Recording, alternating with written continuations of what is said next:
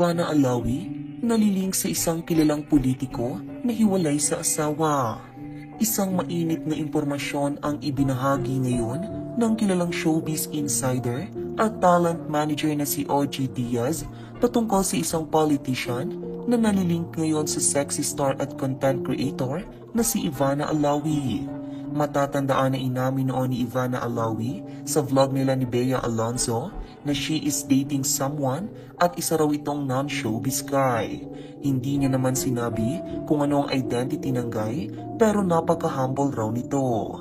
Dahil sa naging pahayag ng sexy star ay maraming netizens ang na-curious sa pagkakakilanlan ng lalaking nagpapatibok sa puso ngayon ng aktres hanggang sa kamakailan lamang ay may mga balitang nagsisilabasan sa social media kaugnay sa pagkakakilanlan ng di umano'y boyfriend ni Ivana Alawi.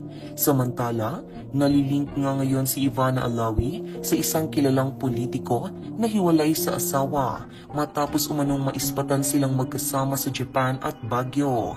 Ang politikong tinutukoy ay ang mayor ng Bacolod na si Mayor Albi Benitez.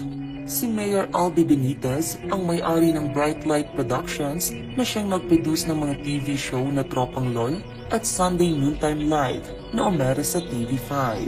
Sa article naman na inilabas ng pep.ph ay napangiti at napailing lamang ang mayor ng matanong ito sa pagkakalink sa kanya ng sikat na sexy actress.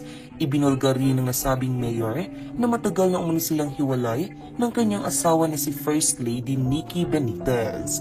We have not been a couple for several years already. In fact, we have gotten a dissolution in court several years back. Mariin naman itong sinalungat ni Mrs. Benitez at sinabing, in light of the recent article and its distressing contents, I wish to clarify that there have been no discussions between my husband and me regarding separation or annulment. The quotes attributed to him in the media suggesting romantic links with a vlogger and several actresses came as a surprise and are a matter we will address privately.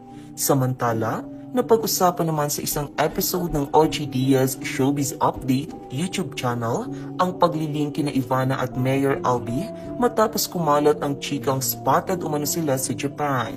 Pahayag ni OG, kailangan daw linawin agad ni Ivana ang chismis sa kanila ng controversial na politiko para hindi na lumala pa at mapag-isipan ng mas matindi pang madisya.